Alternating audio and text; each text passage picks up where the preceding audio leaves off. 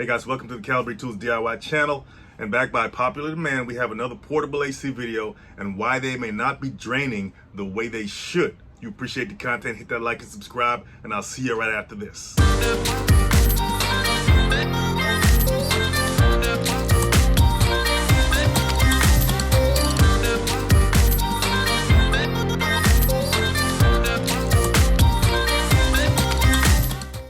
Yeah, so some of us may have a love-hate relationship with our portable ACs when they're not working right.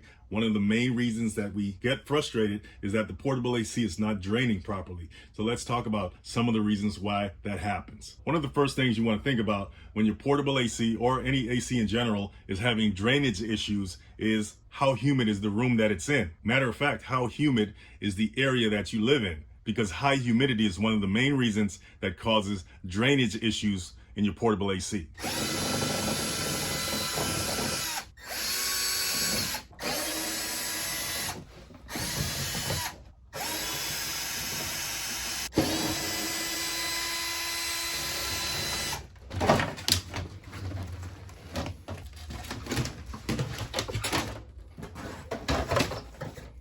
Remember, the portable AC is basically recycling the air in the room that it's in. So if the room is pretty humid already, meaning that it has a lot of moisture in it, that portable AC is recycling that extra moisture. So that extra moisture is more than the average condensation load that the AC has to handle. In this case, instead of your AC not draining at all, you'll be emptying or draining your AC more than you should be because of all the extra condensation built up in the reservoir. Remember, the purpose of the refrigerant is to absorb the heat from the room. That's the properties of the refrigerant. It's known to absorb heat, which is perfect, right, to cool the room off. So as the compressor pushes that hot refrigerant through the condenser coils, the heat that the refrigerant absorbed has to be expelled out of the room. And that process is aided by the blower fan. That blower fan pushes that hot air out through the exhaust hose outside.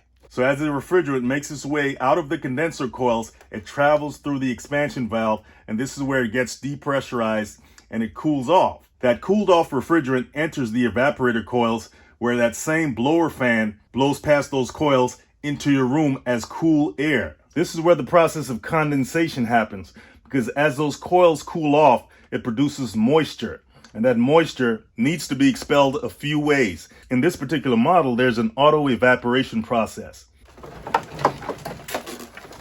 With the help of gravity, the condensation coming from the evaporator coils drips down here and down into this hose right here into the blower fan. As the condensation hits that warm air from the blower fan, it evaporates. Now let me elaborate a little further on that. Now there's something called a condensate slinger. That's a component that's attached to the fan. And as the fan spins, this slinger kicks up or picks up any moisture that's in the drain pan and slings it onto the hot condenser coils where that moisture evaporates, and it's blown out through the exhaust hose. If the condensate slinger is not working properly, it's not going to pick up the water from the drain pan, and that pan will eventually overflow with water, which can cause the machine to shut down and you have to drain it more than you should. So if your system does have a slinger on the fan, then make sure that slinger is working properly. And that's what's called a fully evaporative drainage process. And this pretty much eliminates the need for you to empty it manually, meaning having to pull a drainage pan out on this particular model. Most or many of the portable ACs today are what they call self-evaporative, meaning that they use the exhaust hose to expel any collected moisture. Some models are dual exhaust, meaning they have two hoses. But even if you do have a fully evaporative unit or a self-evaporative unit, it doesn't mean that the AC will not collect any moisture at all. Once again, it may be overburdened by humidity or some other issue going on with the AC causing moisture to collect more than it should, meaning that the evaporative process can't keep up with the condensation process or the amount of condensation being collected. So you still may have to drain it. This is a drain cap right here. You just unscrew this, pull out the drain plug, and let it drain. You may have to tilt it this way in order for it to drain fully. So once again, humidity can cause the volume and speed of condensation to outpace the speed of evaporation, which will cause your reservoir to fill up more than it should. And in some cases, the reservoir will trigger an auto safety mechanism to turn everything off, meaning that you will have to drain the machine, just like we saw just now, more than you should. If you were doing it 4 times a day, you might have to do it 8 times a day just because of the humidity. But guess what? There's another side to that. Let's just say you live in a very dry area where there's no humidity at all, and you're wondering why your AC is not draining. Well, that's because the area or the space is so dry, you don't have to drain anything because it evaporates immediately upon condensation. But that's a good thing. Now, another reason your AC may not be draining properly is that your AC may have what's called a condensate pump.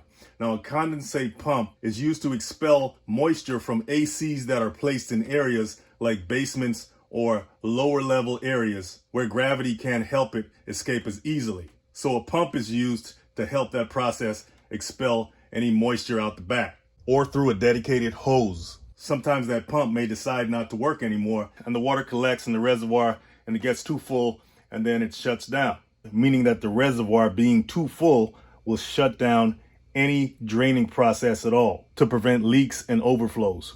Now, in the last videos on this topic, we talked about dirty filters. We know dirty filters can restrict airflow, causing moisture to build up on the coils and eventually drain down to the reservoir and overflow it or fill it up to the point where it's too full. So I did stress the importance of cleaning your filters out, and that can be the extent of the problem. It can also be something as simple as a clogged hose or drain line. This hose right here can be clogged. You may want to examine that. Once again, this is a sealed system, so you don't want to force the hose off of its connection right there. It can even be your drain hole. That can be clogged as well. You may want to stick a hanger or wire in there to loosen whatever's clogging that up. You can even look back here and see if anything's stopping this up back here. Oh yeah, and back to the drain line. Sometimes you can have a loose connection, right? So check both ends here to make sure that they're nice and tight. Make sure the clamp is on the end there like it's supposed to be. If the AC is too big for the room, it's going to cool the room down too quickly, and then it's going to shut off. And the drip pan will not be full enough to drain. And so that moisture that's left in the drip pan will eventually evaporate back into the room, making the room feel humid. So that's why you have to match the BTUs of your AC to the size of your room, so you have that balance, so the AC won't short cycle on you and cause moisture to be recirculated back into the room instead of out of the exhaust fan. All right, guys, at the end of the day, it comes down to a basic maintenance schedule that you should keep for your portable AC, not to mention the rest of your appliances. Number 1, check those filters every couple of weeks. They will get clogged on you, and if you ignore that, you're gonna end up putting stress on that compressor, not to mention you can end up with coils freezing on you, causing extra moisture to drip into that pan and the system shutting down on you. While you're in there, don't forget to clean those coils as well, not to mention those fins, the little heat sink fins. Clean those with a toothbrush.